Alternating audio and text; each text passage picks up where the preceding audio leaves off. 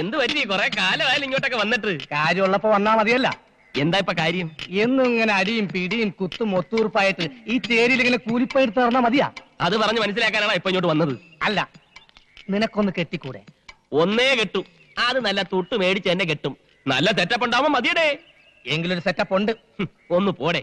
കാണുമ്പോ കുറെ പുളു അടിച്ച് എന്നെ ഒരു മാതിരി ആക്കിയിട്ട് നീ അങ്ങ് പോകും. അതൊക്കെ വിട്. ഇതൊരു ഉഗ്രം കേസാ. നിനക്ക് മാത്രമേ പറ്റൂ. അത്ര ഡീസന്റ് പാർട്ടിയാണ്.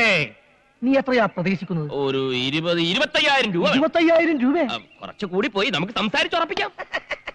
എടാ, നിനക്ക് ഞാൻ 2.5 കോടി രൂപ സ്വത്തുള്ള ഒരു കോടീശ്വരിയെ കെട്ടിച്ച് തരും. ഒരു മാതിരി ഒരു ചായ. എടാ, ഞാൻ കളി പറഞ്ഞതല്ല. എനിക്ക് വേണ്ട. വേണ്ടേ? വേണ്ട. നിനക്ക് ജീവിതകാലം മുഴുവൻ കരക്കാരുടെ മത്തങ്ങ ചേന ചേമ്പ് ചുമക്കാനുള്ള വിധി. ഇനിയിപ്പൊ ഞാൻ ആരെ തപ്പിയെടുക്കും ഈശ്വരാ? നീ സത്യം പറഞ്ഞാണോ? അതെ, എനിക്കും നിനക്കും കുറച്ച് ചിക്കിളി തരണ കേസാ. എഗ്രിമെന്റ് 50-50. പക്ഷേ ചെറിയ തരികിട കളിക്കണം. തരികിട എന്തായാലും ഈ കേസിൽ ഉണ്ടാവുമെന്നറിയാം. എന്താ തരികിട? അതൊക്കെ പറയാം മോനെ.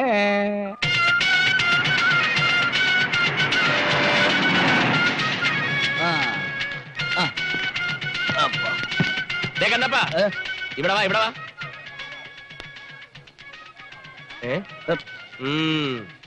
നീ ആരോട് ചോദിച്ചിട്ടാടേ ലോറി കയറിയത്? അതിപ്പോ ലോഡ് വന്നപ്പോ ഞാൻ ആരും ലോഡ് ഇറക്കണം, ആരും ലോറി കയറണമെന്ന് ഞാൻ തീരുമാനിക്കും. മേലാ വണ്ടി വരുമ്പോ ചാടിക്കറിയ അടിച്ചിന്റെ കവാല കുട്ടിയാൻ പൊട്ടിക്കും. പോടാ. കണ്ണപ്പാ, ഇവിടെ വാ. പകുതി ലോഡ് നീ ഇറക്കിക്കും. ഈ ഉപകാരം ഞാൻ ഒരിക്കലും മറക്കൂല മുതലാളി. പോ പോ പോ.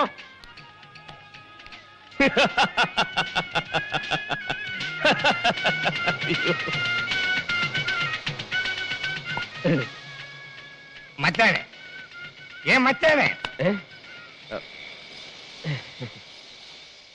എനിക്ക് മാട്ടുപ്പെട്ടി ജംഗ്ഷനിൽ ഒരു കട തുറന്നു തരാൻ പറ്റുമോ? കട? ഒരുപാട് ചാക്ക് സാധനങ്ങൾ അടുക്കി വെക്കാൻ പറ്റിയ കട. എന്നിട്ട് എനിക്ക് വരുന്ന ലോഡ് മുഴുവൻ ആ കണ്ണപ്പനെ കൊണ്ട് ചോപ്പിക്കണം. ഏത് കണ്ണപ്പൻ? ചെറ്റക്കണ്ണപ്പൻ. ചെറ്റക്കണ്ണപ്പൻ? എന്റെ ആത്മാർത്ഥ ശത്രു. നിനക്ക് ഒരു കടയല്ല 9 കട ഞാൻ തരും. ഞാൻ പറഞ്ഞ മറ്റേ കാര്യം എന്തായി? അതൊക്കെ ഓക്കെ. ഞാൻ ഗൾഫിൽ കിടന്ന് പൊരി വെയിലത്ത് കഷ്ടപ്പെടുന്നാക്കിയ കാശ് കൊണ്ട് കുറെ ഏജൻസി എടുത്താ നിങ്ങൾക്ക് ഇവിടെ പണി വന്നത്. ഉത്തരവാദിത്വം നോക്കിയെടുത്താൻ പറ്റില്ലെങ്കിൽ അതങ്ങ് പറഞ്ഞാ മതി. ഞാൻ പൂട്ടിക്കിട്ടി എന്റെ പാട്ടിന് പോവും. പിന്നെ ഞം കഴിക്കാനേ നീയൊക്കെ വേറെ പണി അന്വേഷിക്കേണ്ടി വരും. പരമതണ്ടി, ദരിദ്രവാസി, ചെറ്റ, നാറി, കള്ളുകുടിയൻ, തല്ലുകൊള്ളി, താൻ തോന്നി.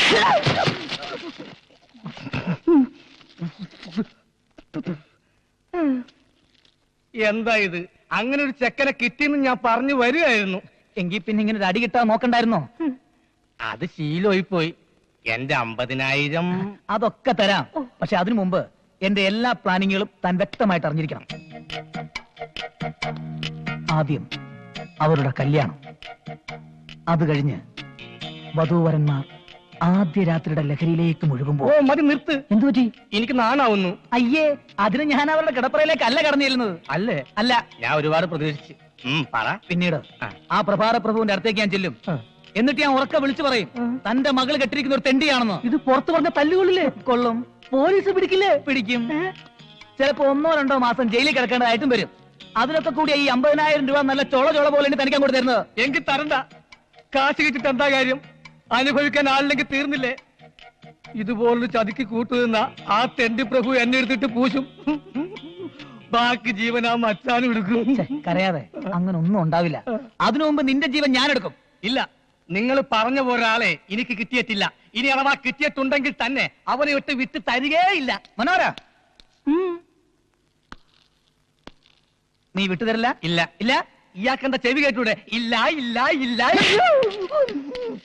നന്ദിയില്ലാത്ത ചേട്ട.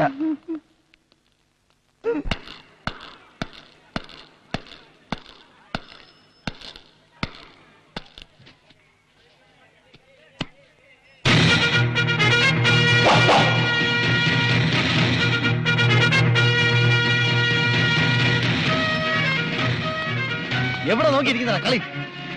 டேய் தங்கப்பா, எப்படி இருக்கா இந்த ஸ்டைல்? சூப்பர். உழைப்பாளி படத்துல ரஜினிகாந்த் மாதிரியே இருக்கு.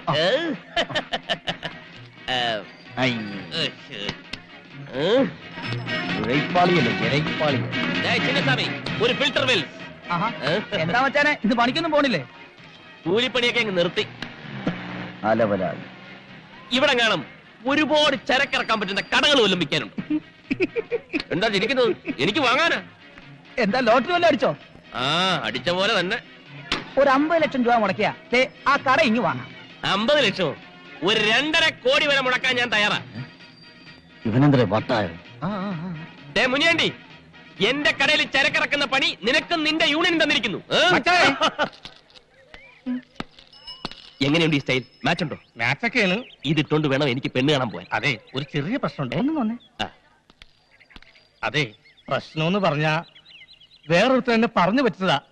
അയാളുടെ പ്രതികാരം തീർക്കാൻ വേണ്ടിയാ ഈ കല്യാണം നടത്തണമെന്ന് പറഞ്ഞത്. ചതിയാ. കെട്ടിക്കഴിഞ്ഞ അന്ന് തന്നെ നീ ഒരു തെണ്ടിയാണെന്ന് അയാൾ വിളിച്ചു പറയും. പിന്നെ തല്ലിന്റെ മേളൊരുക്കും എനിക്കും നിനക്കും കൊന്നുകളയും. എനിക്കിതറിയാവുന്നത് കൊണ്ടാണ് ഞാൻ ആ പരിപാടി ക്യാൻസൽ ചെയ്തത്. എനിക്ക് ആ കൊടിച്ചെരി കെട്ടിയേ പറ്റൂ. 2.5 കോടിയുടെ സ്വപ്നം ഞാൻ കണ്ടു കഴിഞ്ഞു. ഇത് നടന്നില്ലെങ്കിൽ പിന്നെ ആ കണ്ണപ്പന്റെ മുഖത്ത് നോക്കാൻ പറ്റില്ലടേ. ഞാൻ എന്ത് ചെയ്യാനാ? ഞാൻ ആലോചിച്ചിട്ട് ഒരു വഴിയും കാണുന്നില്ല. ആലോചിക്കേണ്ട രീതിയിൽ ആലോചിക്ക്. എന്തെങ്കിലും ഒരു വഴി കിട്ടും. വാ വാ, ഇവിടെ ഇരി. ദേ പാഷ, ഒരു റീത്ത്. റീത്ത എന്തിന്? എല്ലാം പറയാം. മനോഹര, ഇവിടെ ഇരി.